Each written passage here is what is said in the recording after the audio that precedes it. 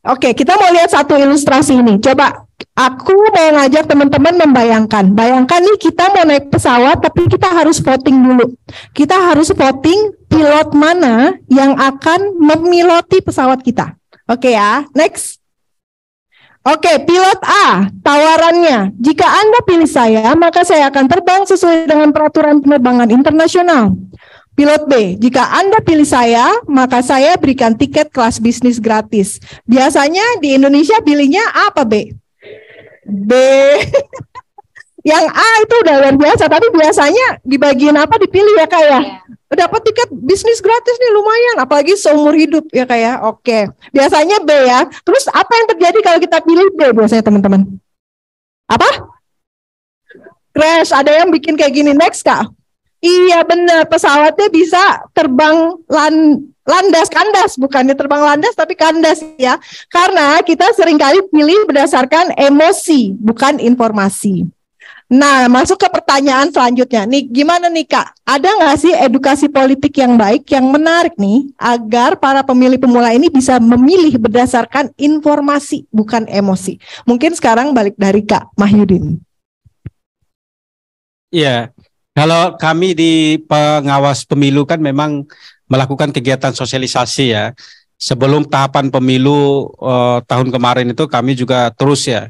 Karena sebetulnya apa sih yang dilakukan oleh pengawas pemilu kalau tidak ada pemilu? Kami terus melakukan edukasi juga.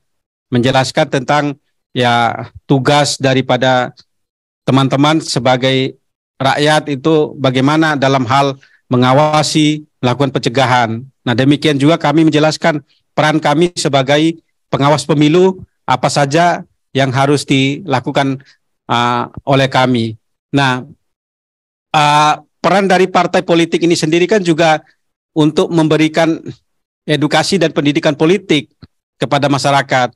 Nah, tapi karena mungkin warga negara kita begitu banyak, belum tersentuh semua ya. Maka kita berharap juga bahwa apa yang kami lakukan sebagai pengawas pemilu, misalnya di tahun 2000 pada saat pandemi itu kami juga melakukan sekolah kader pengawasan partisipatif pada saat itu.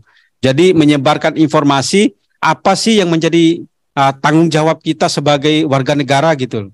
Karena kalau kita sudah diberikan kedaulatan, jangan lagi kita yang ditentukan, kita yang harus menentukan pilihan mana yang harus kita pilih. Nah, edukasi ini termasuk juga kegiatan yang dilakukan oleh Beneran Indonesia ini sangat luar biasa untuk bisa memahami teman-teman. Kalau saya kira ada perubahan-perubahan setelah acara ini selesai nanti dari teman-teman bahwa semangat untuk membangun negaranya sangat kuat itu. Jadi kalau sekarang semangat membangun negaranya, ya teman-teman harus mengawal pemilu ini bisa berjalan dengan baik. Itu dulu, itu sifat kenegarawanan kita sebagai rakyat.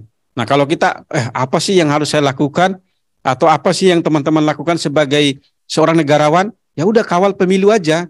Pertama itu gunakan hak pilih dengan baik. Nah, kemudian perhatikan nanti pada saat apalagi pada saat kampanye ya. Kampanye kita kan 75 hari. Dipotong dengan Perpu 1. Itu cuman 50 dan 60 hari. Itu nanti akan numpuk tuh. Bayangkan, satu dapil aja ada 12 maksimal. 12 caleg satu partai, kalikan dengan 18 partai, begitu banyak gitu. Jadi nanti para kontestan itu kadang-kadang karena ingin menang menggunakan cara-cara yang tidak baik. Ya salah satunya misalnya menggunakan politik uang, memberikan sesuatu barang atau uang dan seterusnya itu. Karena di pemilu tahun 99 itu banyak sekali, sampai ada juga caleg yang mohon maaf harus masuk ke tahanan karena menjanjikan dan atau memberikan sesuatu kepada pemilih. Jadi katakan tolak terhadap money politik.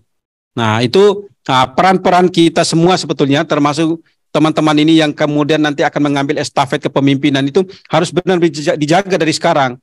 Jangan sampai pada saat nanti menerima estafet kondisi bangsa ini dalam situasi yang tidak baik.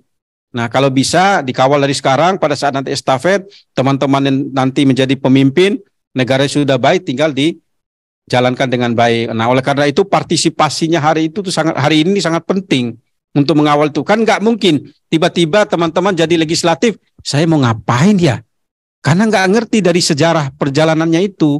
Nah, kalau kita sudah ngerti dari sekarang nih, mulailah oke lah, walaupun kemarin-kemarin teman-teman karena faktor usia belum cukup dan memenuhi untuk terlibat sebagai pemilih atau belum mau aktif untuk menjadi pengawal pemilu. Nah, mulai hari ini dan kedepannya itu harus terus dilakukan agar jangan sampai teman-teman tuh salah melakukan kebijakan atau salah memilih nanti. Nah, kan di Undang-Undang Dasar kita kan sudah menjelaskan, kemudian Undang-Undang Pemilu apa sih yang harus dikejar, yang dicapai oleh negara kita dengan kepemimpinan yang terpilih nanti. Barangkali itu Kak Afia. Siap Kak Mahyudin. Jadi harus sedini mungkin ya, ikut betul. Dan cari best practice yang ada di sana supaya mana tahu jadi caleg. Siap ya. Kalau Kanel gimana? Ada best practice nggak out there? Oke, mungkin aku tanya dulu, siapa yang suka baca komik sama baca buku? Tunjuk tangan. Oke. Ya, 20% lah ya. Yang suka dengerin musik, dengerin podcast? Oh, oke, thank you. Yang suka nonton YouTube, nonton Netflix? Oke, sip, thank you. Berarti bisa disimpulkan ya, majority yang datang di sini tuh memang sukanya nonton sama dengerin ya. Jadi memang kalian tuh kalau belajar, termasuk belajar politik, itu berarti nonton YouTube, nonton Netflix, dan juga dengerin podcast. Nah, aku cuma menyampaikan guys gitu. Kalian tuh nggak perlu ngira politik itu hanya cuma baca buku ya gitu. Mungkin sebagian teman-teman yang baca buku, baca jurnal, baca apa tuh itu iya nyambung. Tapi kalau belajar di podcast, YouTube, Netflix, film-film manapun tuh oke banget. Sesimpel kalian nonton film seriesnya dulu apa ya, gue lupa. Pokoknya series yang ngomongin politik kan sekarang banyak banget ya. Drakor-drakor juga yang sekarang lagi ada tuh juga politik juga deh kalau nggak salah. Jadi kalian tuh mulai belajar yang dengan cara yang kalian enjoy. Nah dari situ kalian bisa menumbuhkan interest kalian di politik gitu ya. Nah paling yang kedua, ada isu yang mungkin lumayan bisa jadi concern nih, lumayan bisa jadi isu bersama kita. Apa sih yang kita mau tuntut untuk presiden dan caleg nanti? Yaitu adalah climate change atau lingkungan. Kemarin GMP tuh bikin riset nasional gitu ya dengan Kaula 17 dan itu menghasilkan sebuah fakta di mana climate change itu salah satu isu yang menjadi concern anak muda, termasuk pendidikan dan segala macam. Nah mungkin isu-isu kayak climate change ini yaitu dampaknya apa sih ke kalian gitu ya? Dampaknya kalian bisa kena mental illness gitu.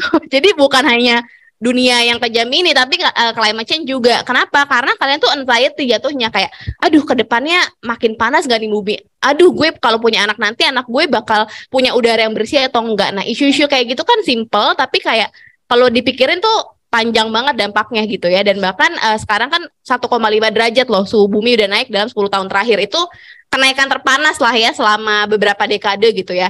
Jadi mungkin kalian tuh bisa cari isu kolektif, misalnya climate change atau pendidikan atau apapun itu, untuk kita bisa demand bareng gitu ya. Dan kalian bisa cari tahu isunya lebih dalam lewat tadi podcast, YouTube, series dan lain-lain. Jadi mungkin bangun dulu isu kolektifnya, jangan cuman mikir anak muda punya isu apa ya gitu. Banyak banget isunya termasuk climate change gitu ya. Dan ini bisa kita bikin dengungannya nih guys untuk disuarakan lewat mana, lewat TikTok kah, lewat Instagram story kalian, lewat kalian komen-komen di caleg-caleg gitu ya, komen kayak apa nih Pak kebijakan Bapak untuk menangani krisis iklim gitu ya. Jadi nggak cuma marah-marah di Gubernur Lampung doang tuh, kalian juga bisa ke wakil rakyat dapil kalian untuk tanyain aja kebijakan yang lo punya tuh apa sih gitu untuk mengatasi isu X gitu ya. Dicoba aja gitu. Dan daripada nih kalian nunggu dan kalian bingung, ntar keburu mental illness gitu ya karena climate change itu irreal. Namanya nih kalian catat ya, solastagia namanya, sama eco anxiety. Jadi boleh kalian cari gitu ya, ini dampaknya tuh udah personal banget gitu. Paling itu sih, mungkin isunya kalian harus cari dulu isu apa yang kira-kira jadi concern aku gitu. Itu sih Kak. Makasih Kanel. Jadi balik lagi ke riset ya. Nah ini Kak Admin, pertanyaan nextnya ini kita mungkin sudah tercover ya. Pokoknya intinya dengan melakukan apa yang tadi Kak Mahyudin dan Kanel katakan, harapannya nih bisa nggak nyesel ya memilih apa yang mau kita pilih.